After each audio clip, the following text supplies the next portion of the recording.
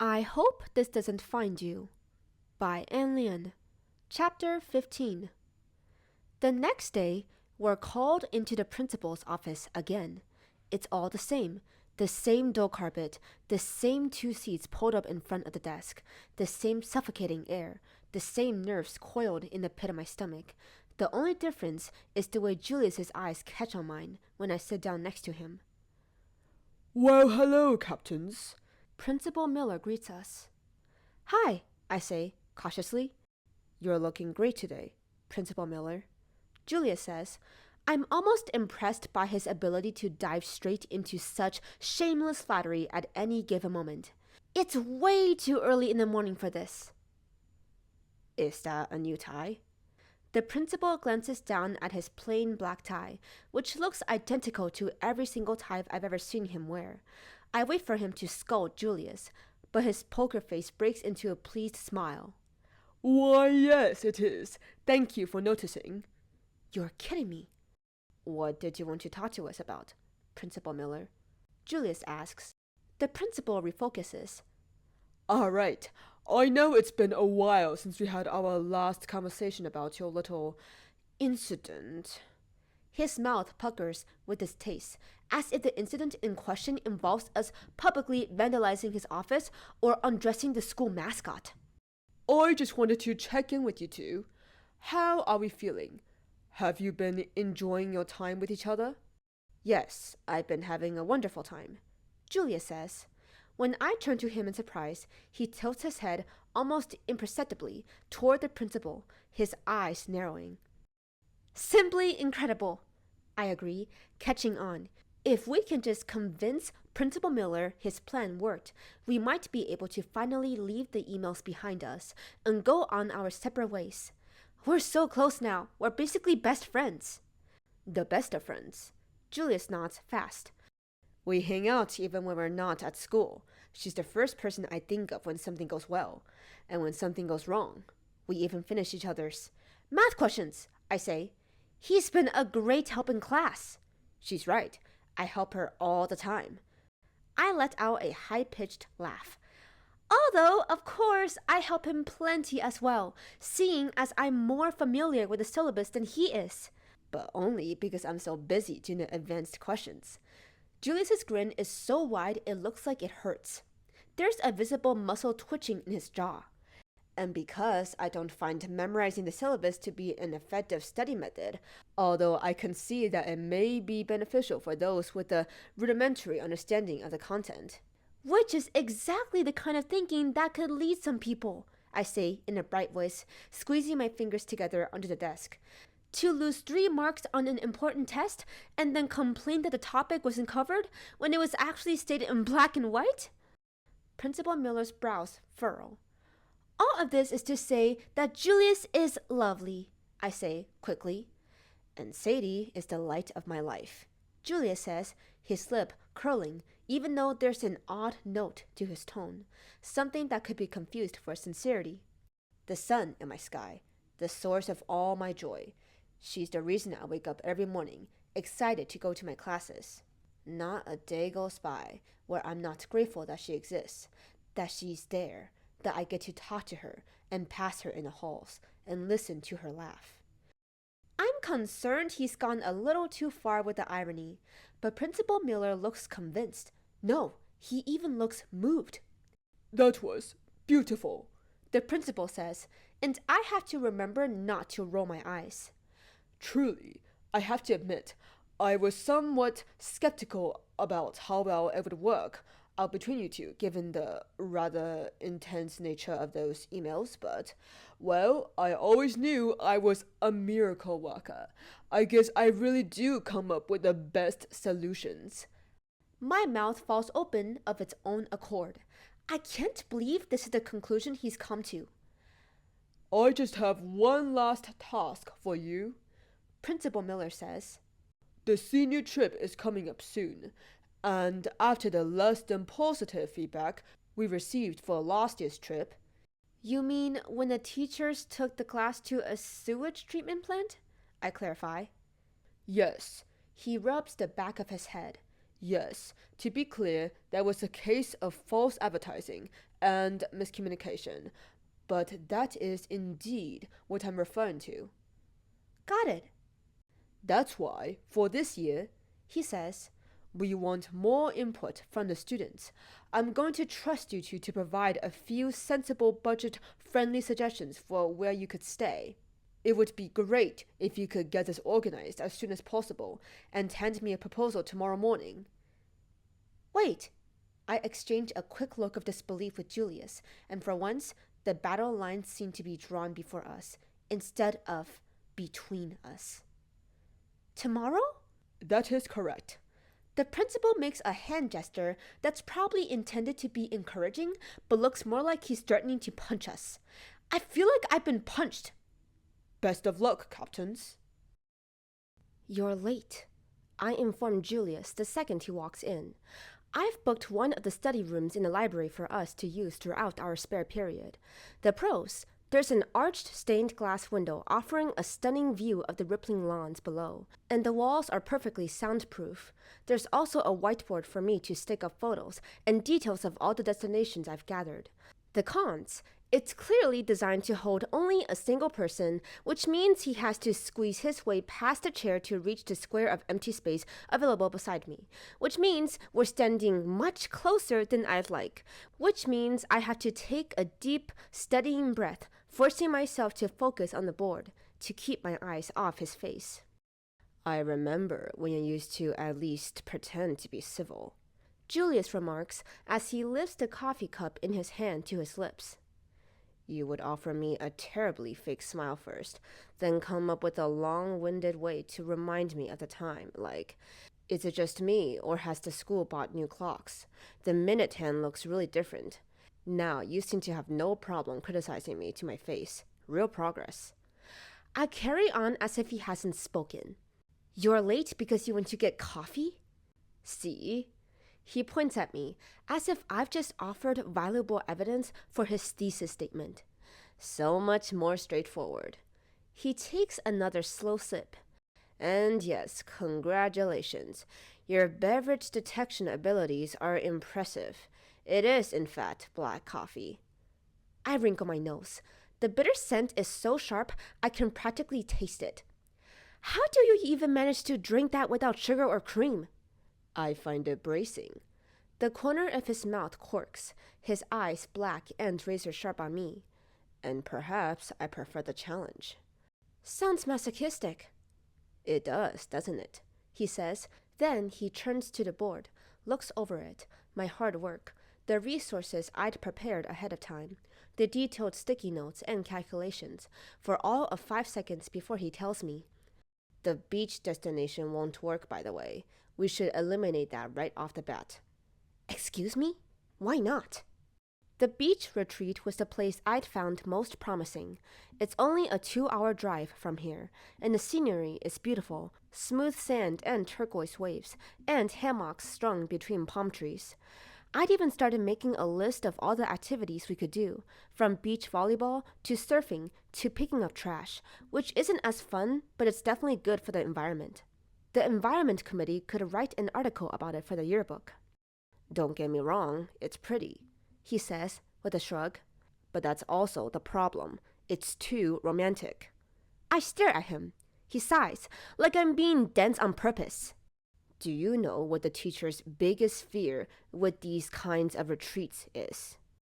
That one of us will drop dead, and the school will end up involved in a long, painful, costly lawsuit, despite the fact that they made all our parents sign that form that says in very fine print that nobody is to blame if we're injured, abducted, or murdered? Close, but no. If we die, that's very inconvenient for them. If we hook up, that's both inconvenient and awkward for them. I'm pretty sure all my organs stop functioning. What? When I say we, I obviously don't mean us, he clarifies, and despite the taunting note in his voice, his cheeks turn red. He's blushing. I realize it's so bizarre, so unlike him. It's a visible weakness, and I quietly file it away for later use. I mean, in general, I believe there's a scientific equation for it. The probability of teenagers sneaking into each other's rooms and hooking up increases by zero point 0.4 when you put them in a scenic beach setting. You're making that up, I tell him. You're literally just saying that because you enjoy disagreeing with me. He rolls his eyes. Don't flatter yourself. I'm only saying what I know is true. Then he moves to take down the beach retreat flyer from the board. In one quick movement, I clap my hand over his, force his fingers to flatten, ignore the heat of his skin against my palms. We're meant to agree on a destination together, and I don't agree with you right now. When have you ever? He mutters, but he shakes his hand free from mine, which should be more satisfying than hurtful. I'm not saying that it wouldn't be an issue if the retreat turned into some kind of matchmaking process, I tell him. But is the beach necessarily conducive to that? Who says it has to be romantic? I don't know, he says sarcastically, pretending to think. Only every movie and beach read and song to come out in the past decade.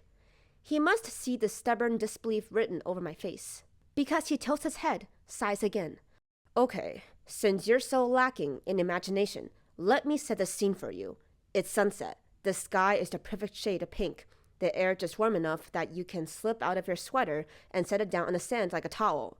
You can hear the waves lapping against the shore, taste the salt on your tongue. There's music playing softly from someone's phone speaker. You're sitting next to the person you've been eyeing for the whole semester, and when a breeze rises and messes up your hair, he lifts his hand and he actually demonstrates, reaching out across the tight space and brushing a stray strand of hair behind my ear, his cool fingertips grazing my skin. It's such a small, brief motion, the lightest touch, it's pathetic, that I would even notice it, but I feel a sharp pang echo through my ribs, so intense it almost resembles pain. My whole body overreacts, as if I'm in mortal danger. My heartbeat thudding faster and faster until I can't stand it. I squeeze my eyes shut against the motion, and when I open them again, he's staring at me, his jaw strained. He swallows once. I don't see your point, I manage, my voice too loud. His brows rise, his hand still lingering above my ear. You don't? It requires an incredible amount of strength just to speak. No, and I push down the odd lump in my throat, do my best to sound as flippant as possible. I think you're not giving our peers enough credit. They have some discipline, you know. It's not like they're going to try and sneak off into the cabins to make out just because the view's pretty and someone touched their hair. Not even if they did this? He asks quietly, and he leans forward. All at once, he's too close, overwhelmingly close. I'm frozen to the spot as he pauses on purpose, his mouth bare inches from the base of my neck, so I can feel his breath trembling against my skin. Do you need me to demonstrate further? A low, hoarse sound escapes my lips. It could be a protest or a plea. I don't know anymore. I don't know anything. What was that, Sadie? He presses, lowering himself by just another fraction of an inch. I shove him away. I get it! My heart is still beating at an abnormal rate, heat coursing furiously through my veins. Yet even worse than my fear of what might have happened is the disappointment that it didn't, and the fear that he can somehow sense my disappointment, the itch in my skin from where his mouth had hovered seconds earlier. Only physical attraction, I remind myself sternly. It must be some kind of unfortunate side effect left over from the kiss at the party. I get it, okay? You didn't have to make your case in such a disgusting manner. Something shifts in his expression. Then he smiles, and it's as smug as ever. Are you admitting that I'm right? Yes, fine, whatever, I spit out. I've lost the argument, but it feels like I've lost something more than that. Let's hear your proposal then. That's exactly what we should have done from the beginning. He steps back and starts searching locations up on his phone, with the brisk manner of someone in a business meeting, leaving me to wonder if I hallucinated the past 5 minutes. The only evidence of it is the uneven beat of my pulse and the hair tucked behind my ear. How about this? He asks, showing me the photo on his screen. It's a retreat in the middle of the mountain range, 3 hours from here, and all the walls and floors are made of glass. It also happens to be suspended almost 2,000 feet above a valley with an open-air seating area available on a rooftop. The main website describes the view as thrilling, which I mentally translate into terrifying. You realize there are at least 5 people in our year level who are scared of heights, right? I ask. He doesn't even bat an eye. Then this is precisely what they need. Exposure therapy has been proven to work, hasn't it? How can you be so callous? I demand. I'm not callous. You're just soft. I grit my teeth. Considerate, you mean? Thoughtful, responsible. In futile, stubborn pursuit of making every single person happy is what I mean. He corrects me. And what of it? I shove his phone back into his hand. This is the last trip we'll ever have together as a year before we graduate. I want everyone to have the best time of their lives, and that's not going to happen if some people can't even comfortably walk from one room to another. Also, do you see the reviews? You literally need a helmet and a harness just to climb into bed. Which definitely solves the hooking up problem, he says. Don't sound so certain. Some people are into that kind of thing. He looks briefly stumped. Then he bites down on his lip, his shoulders shaking so hard he appears in danger of falling over. His voice is saturated with amusement when he slides forward again, tilts his head at me. Wow, I never pegged you as the type. Shut up, I grumble. I was just making a point. So was I. Your point isn't convincing enough, I say, shaking myself free from his gaze. Let's go back to the drawing board.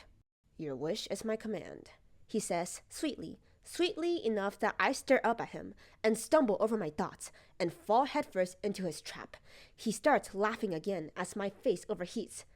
You really like that, don't you? So, you are the type.